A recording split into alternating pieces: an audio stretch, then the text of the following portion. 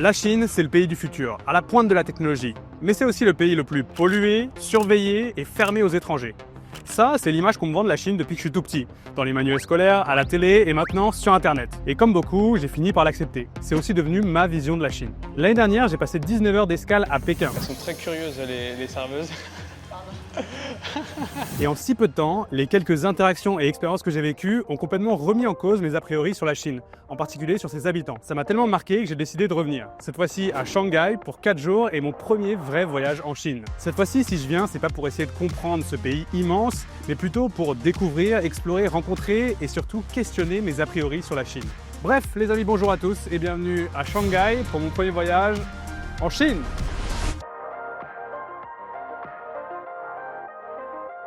Je viens d'arriver dans l'aéroport de Shanghai, mesdames et messieurs, ma première fois dans cette ville et ça va être la première fois que je passe réellement du temps en Chine. J'ai très hâte de voir ce que ce voyage nous réserve. Mais avant ça, il faut que je rejoigne la ville et pour ça, j'ai entendu dire qu'ils avaient construit un train maglev pour faire la liaison entre l'aéroport et le centre-ville. On va aller voir ça.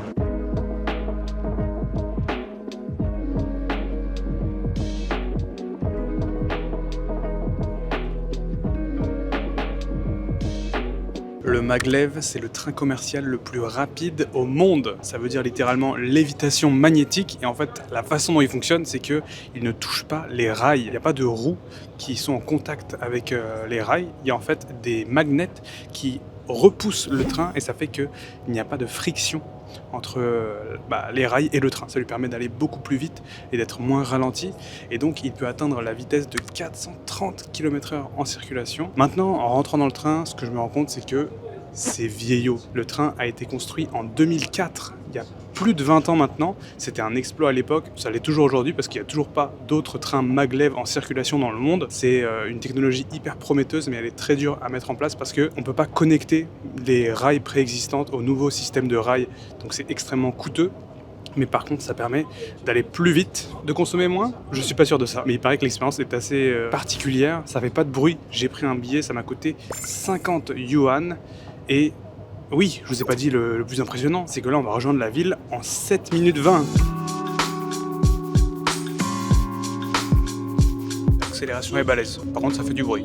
Ça fait un bruit magnétique. On a dépassé les 200 km/h et là, c'est impressionnant. Je peux vous dire que l'accélération est bien plus forte que n'importe quel train. Oh, il se met à pencher. Ça y est, on a atteint la vitesse de pointe, les 300 km/h. Et je dois dire que c'est plus impressionnant que ce à quoi je pensais. En fait, ça bouge beaucoup plus qu'un train, bizarrement. Et quand le train, il tourne, il se penche comme ça pour pouvoir, j'imagine, prendre un angle et tourner un peu comme une moto. C'est vachement impressionnant. Mais là, il doit nous rester à peine 4 minutes de trajet. Juste le temps pour moi de vous parler d'un truc que j'utilise depuis que je suis arrivé, littéralement que j'ai atterri à Shanghai, et c'est bien sûr Ubigi. À chaque fois que j'arrive dans un nouveau pays, c'est devenu presque un réflexe. J'allume mon téléphone, j'enlève le mode avion, j'active mon eSIM Ubigi et ça y est, j'ai de la 4G et je suis connecté à Internet. Et ici en Chine, c'est encore plus important, l'Internet est censuré. Il y a plein de sites et d'applications comme Google, YouTube, WhatsApp qu'on utilise chez nous et qui sont ici bloqués. Ubigi contourne directement cette censure parce qu'ils ont une eSIM internationale et donc ils ne sont pas bloqués par le réseau chinois. Regardez, là je suis directement sur YouTube et voici d'ailleurs mon récap de l'année 2025. Vous voyez les chaînes que j'ai le plus regardées. Franchement, pour moi, quand j'arrive dans un nouveau pays, entre Google Maps pour trouver l'itinéraire jusqu'à l'hôtel, Google Traduction pour comprendre les panneaux, YouTube quand je suis dans le train, une eSIM c'est vraiment devenu mon kit indispensable. Ah, ça y est, on est arrivé. Le train était tellement rapide que j'ai même pas eu le temps de finir de vous dire tous les avantages d'Ubigi. Et d'ailleurs, il y en a un dont on parle très rarement et pourtant c'est carrément game changer. Imaginons vous arrivez dans un pays et vous avez oublié d'acheter votre forfait Ubigi. Vous n'avez pas de 4G, pas de Wi-Fi.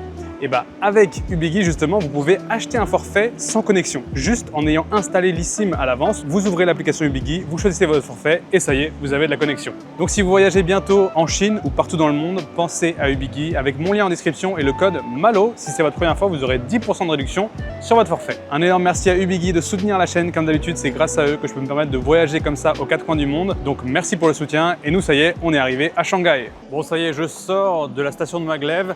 Mais l'ironie du truc, c'est que j'ai pris ce train sans vraiment savoir si ça allait m'amener à mon hôtel et il se trouve que non. Il faut que je reprenne un métro pour arriver jusqu'au bout. Et donc là, je suis, si j'ai bien compris, pas tout à fait au centre. Donc je prends le métro et on arrive en ville.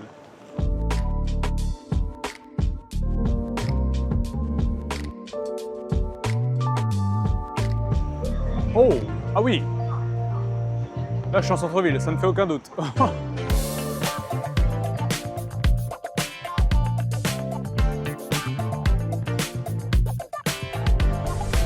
J'arrive devant mon hôtel, le Crown Plaza. Hello, sir, shopping. Hello, what is this? Shopping. Shopping? Cheaper market, yeah, shopping. I don't need shopping. Porsche bikes. What do you sell? Here, just look. Cheaper Ah, market. it's okay, thank you. On n'arrête pas de vouloir m'accoster pour me vendre des sacs Gucci et Prada. Je ne sais pas si c'est des vrais, et j'imagine que non. Quoi qu'il en soit, moi je vais aller check-in et on va aller voir la chambre. Alors c'est censé être un hôtel sympa que j'ai réservé. Pas luxe, pas médiocre, moyen de gamme on va dire, qui est vraiment bien situé, donc on va voir ce que ça donne. Bon mais ces deux messieurs ils me cherchent une chambre là j'ai l'impression. Il n'y a pas de chambre, il n'y a pas de chambre. Où est-ce qu'on va le mettre? Il n'y a que moi que ça stresse d'avoir les papiers comme ça, qui sont pas bien alignés. Voilà, c'est mieux comme ça non? Ah, cela aussi. S'il vous plaît, alignez vos papiers.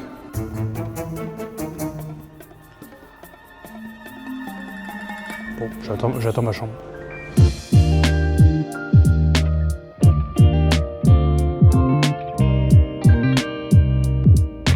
Bon, au final, ils ont réussi à me trouver une chambre. La chambre 1819. Je suis au 18e étage et regardez autour de moi. C'est hyper impressionnant, on voit tous les étages et il y a jusqu'en bas. C'est balèze comme hôtel. La moquette au sol, c'est vieillot par contre. Ça me fait vraiment rire d'avoir toutes les chambres comme ça et tous les étages. Eh oh! Ok, c'est là. Alors... Ok... Oh! Merde. Mon plan n'a pas marché. Quand je fais ce genre de plan, vous doutez bien que la caméra est déjà dans la chambre. Ça veut dire que j'ai dû rentrer une première fois, allumer la caméra, puis ressortir. Mais à chaque fois que je fais ça, j'essaye de pas trop ouvrir les yeux pour pas me spoiler.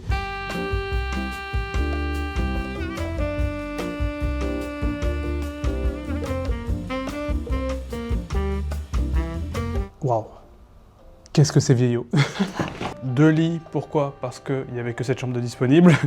Et surtout, regardez, j'ai l'impression qu'ils ont le goût pour les vieilleries. Il n'y a que des meubles en bois qui ont l'air d'avoir du vécu, c'est le moins qu'on puisse dire. Regardez même ce fauteuil là. Bon, la chambre a l'air confortable, mais je vous avoue que je m'attendais à quelque chose d'un petit peu plus récent, un peu plus neuf. Regardez la salle de bain. On n'a pas l'impression d'être dans une salle de bain de l'époque Louis XIV, bon, sans compter les toilettes. Ok, petite douche classique.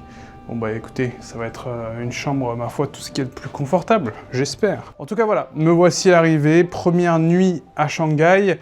Je suis installé, je vous propose que je me repose et qu'on commence demain pour la vraie première journée et qu'on a exploré un petit peu la ville. Allez, bonne nuit, des bisous. Les amis, good morning, bon matin à tous. Je viens de me réveiller et c'est enfin mon premier jour dans cette ville de Shanghai. On va aller explorer. Ce matin, je me suis réveillé, j'ai ouvert les rideaux et j'avais une vue assez sympa, notamment sur une grosse tour. On se croirait tout droit sorti de Star Trek. Elle était toute fine et puis épaisse au milieu. Ensuite, j'ai allumé la télé et j'ai vu le président Xi Jinping qui annonçait les news. Ça te donne le ton tout de suite. Et là, je sors de mon hôtel pour la première fois. Et waouh, c'est tout en hauteur. Comme je vous ai dit, je suis dans le quartier en plein centre-ville. Et ma première mission ce matin, ça va être tout simplement d'aller trouver un petit déjeuner.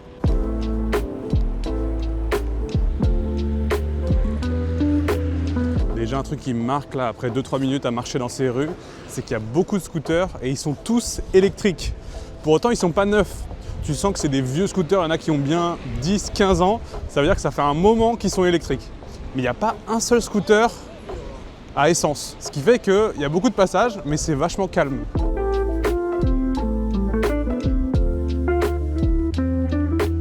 J'arrive devant un restaurant de dumpling et de xiaolongbao. Il y a des tables à l'intérieur. Ça me paraît parfait pour le petit-déj. Hello, can I pay by card? No. How can I pay? Déjà, premier problème, je ne sais pas comment payer. On m'a donné un QR code pour commander. Je scanne le QR code et il y a marqué quoi? Veuillez scanner le QR à l'aide d'Alipay ou de WeChat. Je n'ai rien téléchargé, ni l'un ni l'autre. J'ai aucune application chinoise pour payer. Je suis venu ici vraiment en mode je verrai. On va se débrouiller. Pour l'instant, j'ai juste mes cartes qui fonctionnent normalement à l'international. Mais dans ce restaurant, ils ne prennent pas du tout la carte. J'ai même pas l'impression qu'ils prennent de l'espèce. Donc, je pense que je vais passer mon chemin.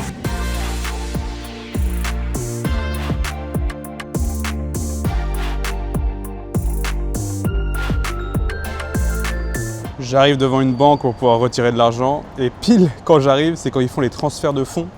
Il y a des mecs qui arrivent avec des grosses caisses et des billets, j'imagine, à l'intérieur. Et il y a 2 gardes armés qui sont devant la porte. Ils m'ont dit « Vous ne pouvez pas entrer ». Ils ont carrément fermé la banque. Donc là, j'attends qu'ils partent pour pouvoir aller retirer mes billets. Ah, bah ça y est, j'ai l'impression que c'est bon. Quoique non, je ne comprends pas ce qui se passe. Voilà.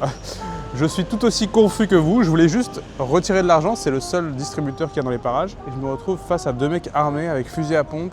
Laissez-moi retirer de l'argent. Je veux juste avoir quelques billets pour aller prendre un petit déjeuner.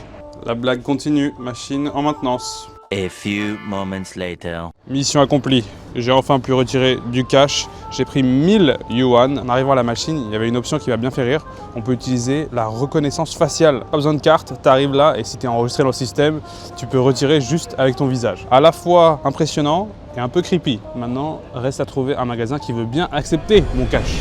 Je passe devant un restaurant et il y a le chef qui m'a dit bonjour. Il m'a fait un signe de la main.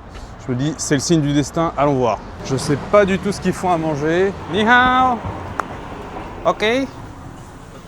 Good morning. Oh yes. Cash. Ok. Okay, catch, okay. Cash, ok. Perfect. Oh, c'est bon, il prend le cash. Écoutez, je ne sais pas où est-ce que j'ai atterri, que sert ce restaurant, mais une chose est sûre, le propriétaire était gentil. La serveuse m'a dit, je te recommande ça et ça. J'ai dit oui, c'est parfait. Amène-moi ce que tu me recommandes. De toute façon, c'est pas comme si je pouvais lire le menu. Je commence à avoir très faim là. Je peux vous dire que l'ambiance ici est assez intéressante. Ça parle dans tous les sens. Tout le monde discute avec tout le monde. Moi, je peux pas me mêler à la conversation parce que je comprends pas un seul mot.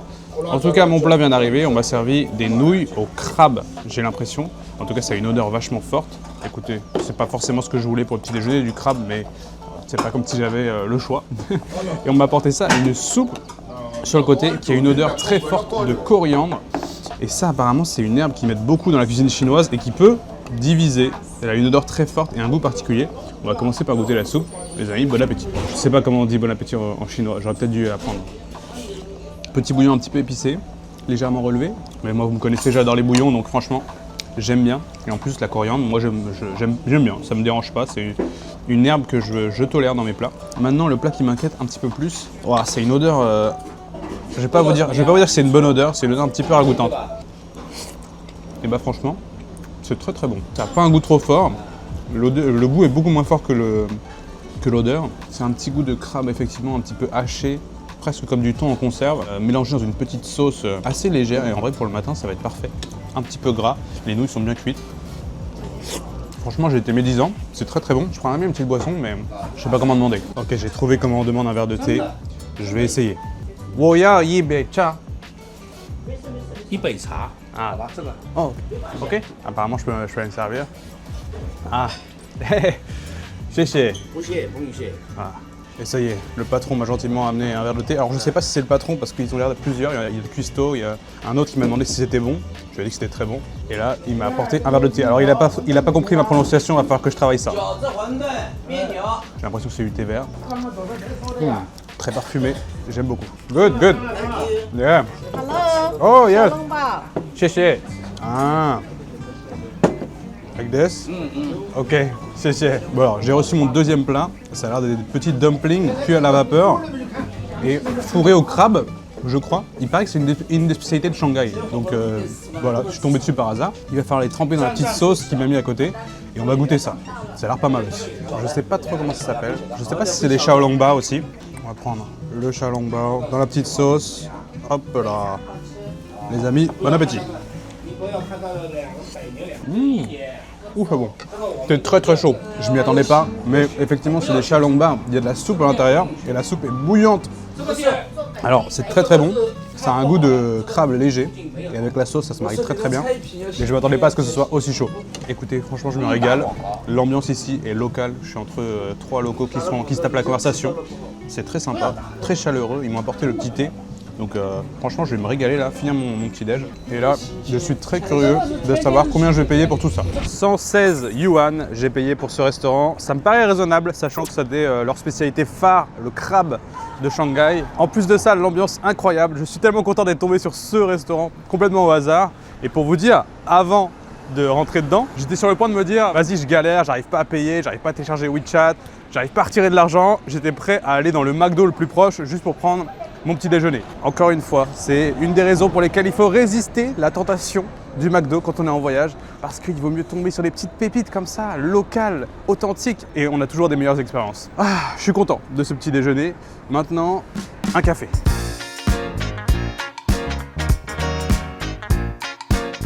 Je suis dans un grand mall de luxe et c'est la première fois que je vois ça, un escalator en colimaçon. Ce centre commercial est immense.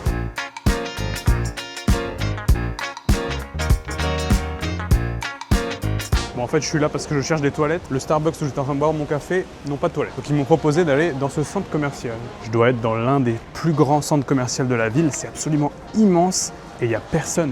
Je comprends pas. Je m'attendais pas à devoir partir si loin et si longtemps pour aller aux toilettes. Donc en fait, j'ai laissé toutes mes affaires au Starbucks. J'ai mon sac, mon cahier qui sont sur une table là-bas. Donc ça va être le test parfait. Je pense que je suis trop habitué au Japon, en Corée. On laisse ses affaires et on se soucie pas trop parce qu'il y a ce sentiment de sécurité qui est vachement présent dans ces pays-là. Donc ça va être un petit peu le test. Je me fais pas trop de soucis, mais on va voir. Et ben voilà. Tout est là, comme prévu. Rien n'a bougé.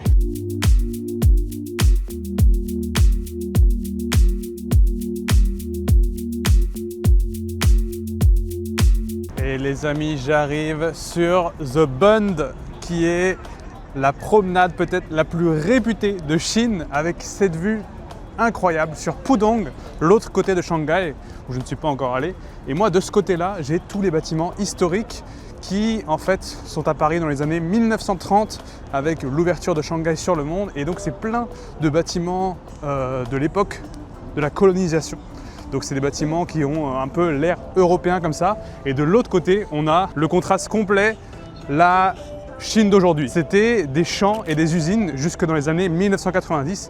Et d'un coup, poum, ça a poussé comme ça. Et on a le quartier des affaires avec la plus grande tour de Chine, la Shanghai Tower, la Pearl Tower qui a cette forme iconique et qui est vraiment le symbole de Shanghai. Deux mondes qui se rencontrent. L'ancienne Chine et la nouvelle.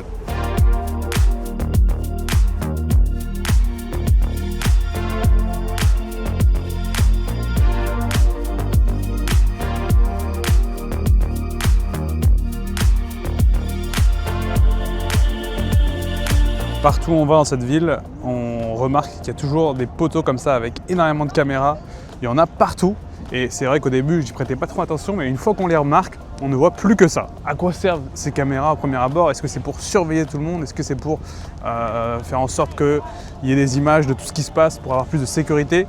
Franchement, je ne sais pas en me baladant comme ça que je vais pouvoir avoir la réponse. Mais en tout cas, je peux vous montrer qu'il y en a partout. Jusqu'à maintenant, on a passé du temps dans la partie du vieux Shanghai. En fait, la ville est divisée en deux par la rivière Huangpu, qui est juste derrière moi. On a de ce côté le Bund et le vieux Shanghai, et de l'autre Pudong. C'est comme ça que s'appelle cette magnifique skyline. Pour tester notre fameuse idée reçue comme quoi la Chine serait le pays du futur, il va falloir qu'on se rende de l'autre côté et qu'on voit qu'est-ce qui se fait réellement de plus moderne et futuriste. Pour ça, j'ai envie de prendre un taxi. Ça aussi, ça va être une expérience. Je crois que j'ai de la chance, je vois une ligne de taxis qui attendent. Ni hao. Do you take the cash? Cash okay? Going to Shanghai Tower. 我想去上海中心大厦。 Ok. Cash ok. Bon, il n'a pas l'air de comprendre un seul mot d'anglais. Ça risque d'être intéressant. Bon, je vais quand même lui demander si je peux payer en cash. 我可以付现金吗？ Ah, ok. 谢谢。不客气，欢迎您来上海。 Ah, yeah. Ah, 我是法国人。哦，欢迎欢迎 Ah, 法国。 welcome welcome。 Ah, thank you, 谢谢. Il m'a dit bienvenue. Je pense qu'on va prendre un tunnel sous la rivière. Parce que j'ai pas vu de pont. Donc, j'imagine que c'est un tunnel.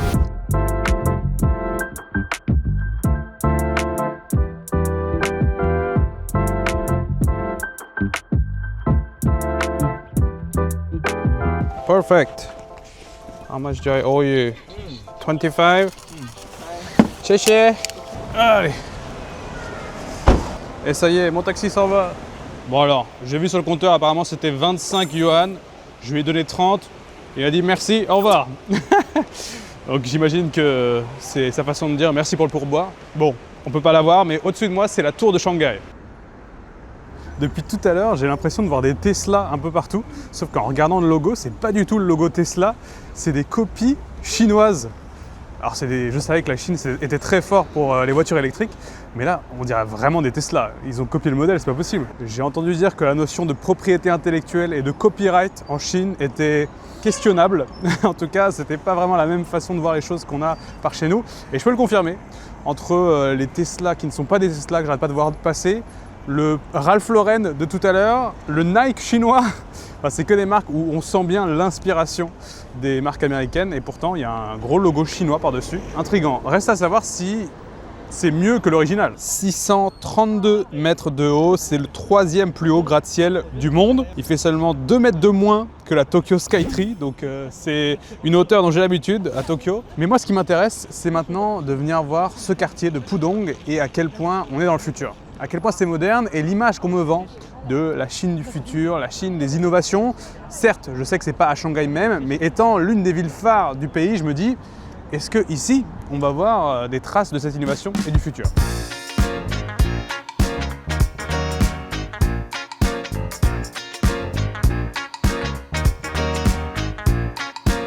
Regarde celle-là, on dirait une Tesla, non? En parlant des fausses Tesla, je vous ai déjà dit tout à l'heure que tous les scooters étaient électriques. Ça m'a pas mal surpris ce matin. Mais en arrivant dans ce quartier à Pudong, je me rends compte aussi que quasiment toutes les voitures sont électriques. J'ai fait quelques recherches et en fait, en regardant les plaques d'immatriculation, on peut savoir si une voiture est thermique ou alors électrique ou hybride. Déjà, de ce que je peux voir, il y a 70% de voitures électriques ou hybrides. C'est vachement intéressant. Je me suis renseigné du coup de savoir pourquoi et comment ils ont fait cette transition.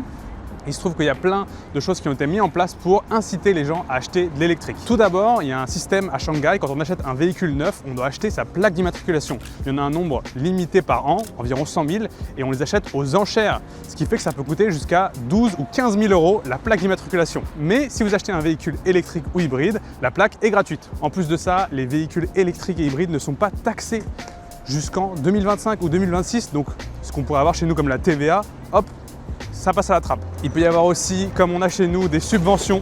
Si on remplace son véhicule thermique par de l'électrique ou de l'hybride, on peut toucher quelques subventions. Donc que des systèmes mis en place pour inciter les gens à faire la transition vers l'électrique. Et ça a l'air de plutôt bien marcher parce que, comme je vous le dis, 70 à 80% des voitures que je vois ont des plaques vertes. Et d'après ce que j'ai pu lire sur internet, il n'y a pas de restriction de qui peut conduire dans la ville. Il n'y a pas de limite pour les voitures thermiques par exemple, comme on pourrait trouver dans d'autres villes du monde. Là, il n'y a aucune limite, seulement des incitations en proposant des subventions pour passer à l'électrique. Donc en matière d'électrique et de voitures hybrides, on peut dire qu'ils sont un peu dans le futur. En tout cas, ils sont en avance sur la majeure partie des villes que j'ai pu visiter. C'est clairement la ville où il y a le plus de voitures électriques que j'ai jamais vues. Et si on regarde bien, on peut quand même trouver des Tesla. J'en ai 2 là qui sont à la suite. Donc comme quoi le géant américain a quand même réussi à faire sa place dans cette ville de Shanghai. 2 Tesla à la suite. Et là, on a quoi juste derrière? C'est marrant parce que du coup, on peut vraiment comparer. On a 2 voitures électriques chinoises. Donc là, je connais pas ce logo. Et celle-là, oh, elle est belle celle-là, on dirait une Porsche. Et celle-là, pareil, elle a un logo un petit peu comme ça. Que des voitures électriques et plein de marques que je ne connais pas. Je risque pas de pouvoir lire ce que c'est en plus. Tout est écrit en caractère chinois.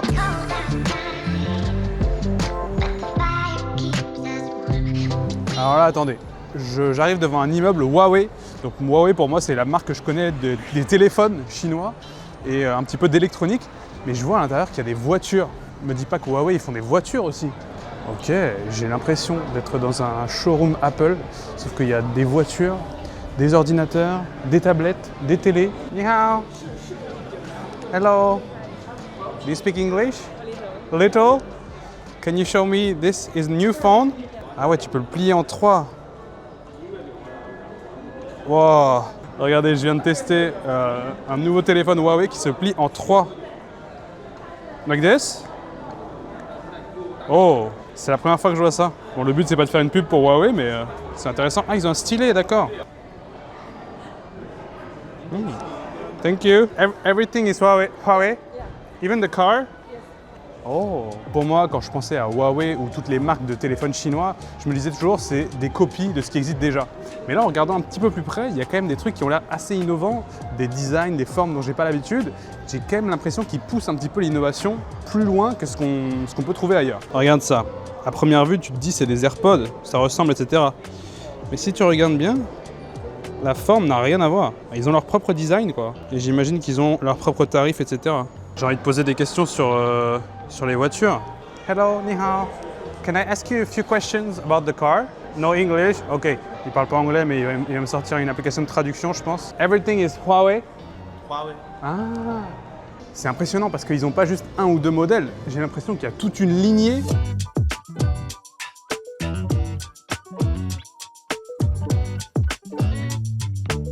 Huawei qui fait des voitures. Ok. Bon voilà, cette séquence c'était pas forcément pour promouvoir directement Huawei, mais c'était plus pour vous montrer un peu les innovations qui existent dans les marques chinoises. Et je vous avoue que je m'attendais même pas à ce qu'il y ait des voitures dans ce magasin. Donc assez impressionné. Et franchement, ça change un petit peu ma vision aussi des marques chinoises. Comme on a vu tout à l'heure, ils copient beaucoup des fausses Tesla, mais il y a aussi des trucs complètement nouveaux et novateurs.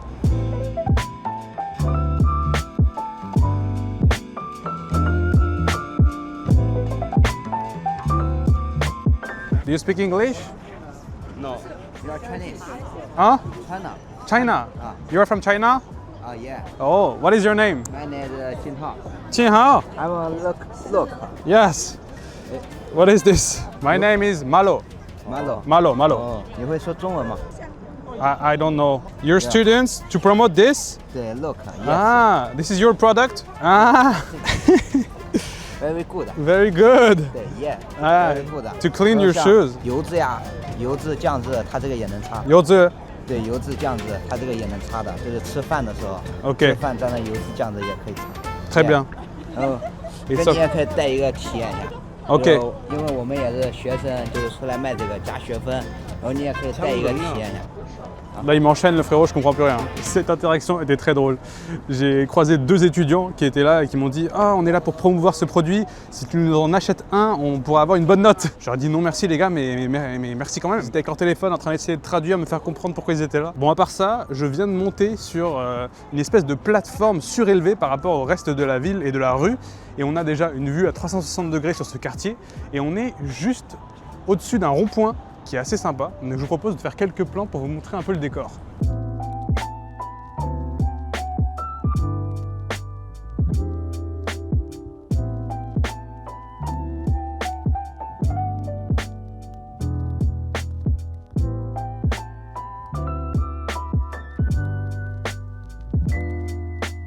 Je réfléchis à comment vous montrer au mieux Shanghai et ce que je ressens, ce que je vis ici. Et je me rends compte à quel point où est-ce que je pointe ma caméra, ça peut complètement changer l'impression que vous allez avoir de mon expérience. Par exemple, là, je vais vous donner deux versions d'un plan que je pourrais faire sur la fameuse Pearl Tower, donc cette tour-là. Voilà, donc je vous montre la Pearl Tower et en même temps, je vous montre les caméras là. Ça vous donne une ambiance un petit peu, on est espionné, on est surveillé, il y a des caméras partout. Ou alors je fais deux pas sur la gauche et je vous montre ça. Cette vue-là, avec des gens qui marchent, qui se prennent en photo, qui se prennent des selfies, un photographe professionnel qui prend une famille en photo. Une scène de vie un peu classique en fait. Derrière moi, tu as d'autres familles, d'autres amis qui sont sur leur téléphone, qui marchent, qui déambulent. Juste comme ça, en deux pas, en 3 mètres, je peux vous présenter deux facettes complètement différentes de la ville. Et c'est pour ça que dans cette vidéo, je vais essayer de nuancer un petit peu. Oui, il y a des caméras partout, mais il y a aussi des scènes de vie complètement normales, avec des gens qui se baladent, qui rigolent, qui se prennent en photo et qui se baladent dans les parcs. Voilà, c'est aussi ça la Chine.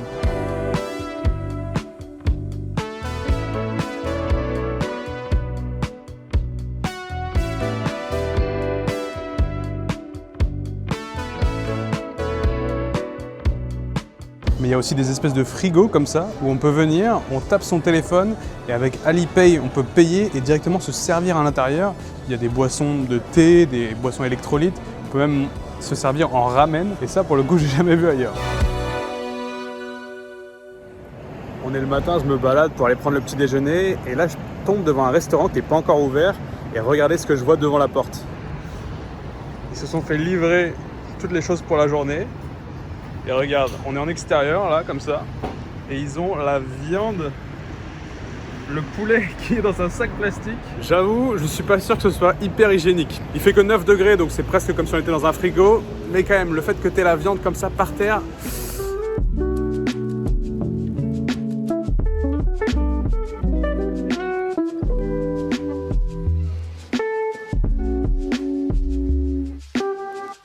restaurant pour le petit déjeuner, je vais manger des xiaolongbao et je sais pas quoi. J'ai pris des trucs sur le menu, vraiment je suis venu au hasard. Et le jour est arrivé, il a fallu que je télécharge WeChat. J'ai voulu payer en cash et ils n'avaient pas la monnaie à me rendre. C'est... Voilà ce que je vais manger. J'ai donné un billet de 50 et ils n'avaient pas assez pour me rendre. Dans la caisse, ils avaient vraiment 2 ou 3 billets. Donc j'ai fini par télécharger WeChat et maintenant je paye avec mon téléphone avec un QR code qui est en fait relié à ma carte bancaire. Je sais pas à quel point c'est safe, mais il n'y a pas trop le choix ici en Chine. Voilà un peu ce que j'ai commandé. Et voilà, en Chine, on ne peut pas éviter les paiements par mobile. On est obligé de télécharger l'application et de vendre son âme au diable. J'ai dû appuyer sur le bouton « J'accepte la politique de confidentialité » au moins 5 ou 6 fois en téléchargeant l'application, puis en me connectant, en créant un compte, en mettant ma carte bancaire. Je vous avoue que ça rassure pas. Après, ils ont une version de WeChat pour les étrangers. Et en fait, c'est pas la même politique de confidentialité entre les résidents chinois et les étrangers. Donc je sais pas trop quoi en penser, mais en tout cas, on est obligé de payer par WeChat ou Alipay.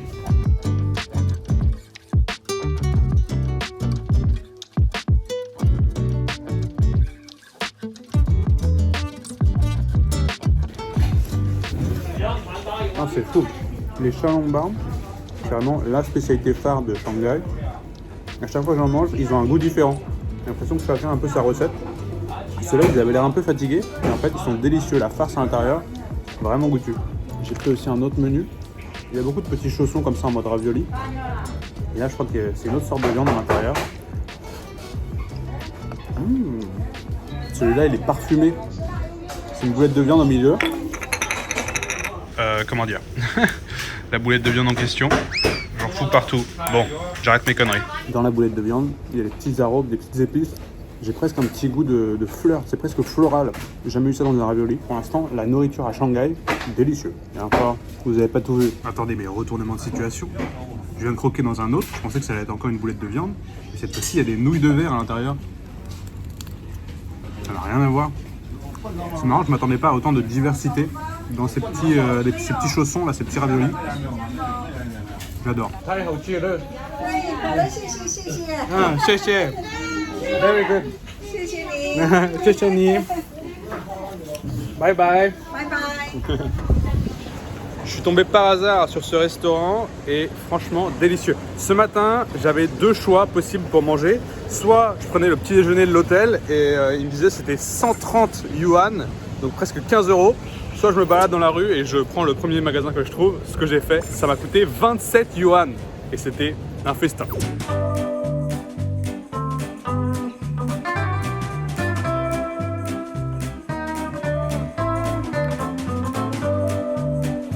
L'aventure continue. Après mon petit déjeuner, j'ai voulu aller me faire un café.